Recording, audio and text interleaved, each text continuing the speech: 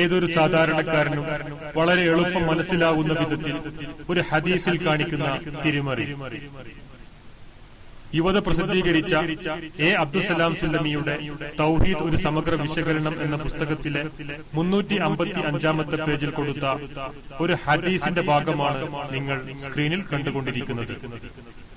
ഹദീസിലെ മുഅ്മിനും ബിസിഹർ എന്ന അറബി പദത്തിന് സിഹർ ഫലിക്കുമെന്ന് വിശ്വസിക്കുന്നവൻ എന്ന വ്യാജ അർത്ഥം നൽകി അലി മദനി ജനങ്ങളെ വഞ്ചിക്കുമ്പോൾ സലാം സുല്ലമി തന്റെ പുസ്തകത്തിൽ കൊടുത്തതും പ്രസംഗത്തിൽ പറയുന്നതും സിഹറിൽ വിശ്വസിക്കുന്നവൻ എന്നാണ്. തന്റെ വാദം സമർത്ഥിക്കാൻ പ്രവാചകൻ സല്ലല്ലാഹു അലൈഹി വസല്ലമയുടെ ഹദീസിൽ പോലും കൈകടത്താൻ മടിക്കാത്തവർ എങ്ങോട്ടേക്കാണ് നമ്മളെ ക്ഷണിക്കുന്നതെന്ന് തിരിച്ചറിയുക. ഫലിക്കുമെന്ന് വിശ്വസിക്കുന്നവൻ സ്വർഗത്തിൽ പ്രവേശിക്കുകയില്ല. മുസ്നദ് അഹ്മദിൽ റിപ്പോർട്ട് ചെയ്തിട്ടുള്ള ഹദീസ്, ഖാല റസൂലുള്ളാഹി സ്വല്ലല്ലാഹു അലൈഹി വസല്ലം ലാ യദ്ഖുലുൽ ജന്നത സാഹിബു ഖംസിൻ മുദ്മിനു ഖംറിൻ വലാ മുഅ്മിനുൻ ബിസിഹ്റിൻ വലാ ഖാതിഉ റഹ്മിൻ വലാ കാഹിനുൻ വലാ മന്നാനുൻ. റസൂലുള്ളാഹി പറഞ്ഞു. എന്താ പറഞ്ഞത്?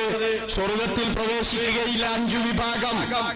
ആരാണ്? മുദ്മിനു ഖംറിൻ, മുഴുകുടിയൻ, വലാ മുഅ്മിനുൻ ബിസിഹ്റിൻ, സിഹ്ർ ഫലിക്കുമെന്ന് വിശ്വസിക്കുന്നവൻ, വലാ മുഅ്മിനുൻ ബിസിഹ്റിൻ, സിഹ്ർ ഫലിക്കുമെന്ന് വിശ്വസിക്കുന്നവൻ, വലാ മുഅ്മിനുൻ ബിസിഹ്റിൻ, സിഹ്ർ ഫലിക്കുമെന്ന് വിശ്വസിക്കുന്നവൻ, വലാ മുഅ്മിനുൻ ബിസിഹ്റിൻ, സിഹ്ർ ഫലിക്കുമെന്ന് വിശ്വസിക്കുന്നവൻ. പിന്നെ നബിയാണ് സലാസുല്ല യദ്ഖുലൂനൽ ജന്ന, 3 വിഭാഗം ആളുകൾ സ്വർഗത്തിൽ പ്രവേശിക്കൂല എന്നാണ്. വേറെ റിപ്പോർട്ട് മുഅ്മിനുൻ ബിസിഹ്രി, സിഹ്റിൽ വിശ്വസിക്കുന്നവൻ സ്വർഗത്തിൽ പ്രവേശിക്കൂല എന്നാണ്. വലാ മുഅ്മിനുൻ ബിസിഹ്റിൻ, സിഹ്ർ ഫലിക്കുമെന്ന് വിശ്വസിക്കുന്നവൻ.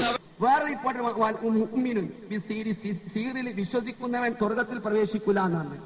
വേറെ റിപ്പോർട്ട് മുഅ്മിനുൻ ബിസിഹ്രി, സിഹ്റിൽ വിശ്വസിക്കുന്നവൻ സ്വർഗത്തിൽ പ്രവേശിക്കൂല എന്നാണ്. വലാ മുഅ്മിനുൻ ബിസിഹ്റിൻ, സിഹ്ർ ഫലിക്കുമെന്ന് വിശ്വസിക്കുന്നവൻ.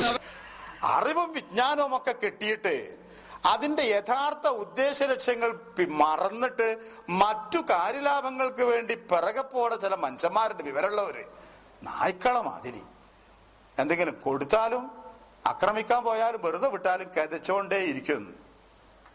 ഉത്തരവാദിത്തം നിർവഹിക്കാത്ത പണ്ഡിതനെ നായയോട് വിശേഷിപ്പിച്ചിട്ട് ഖുർആൻ എന്നർത്ഥം. ഇതാരെങ്കിലും ഒത്തുനോക്കി വിളിക്കാൻ പറഞ്ഞതല്ല, ഞാൻ അള്ള വിശേഷിപ്പിച്ചതിന് ഗൗരവം പറയാനാ.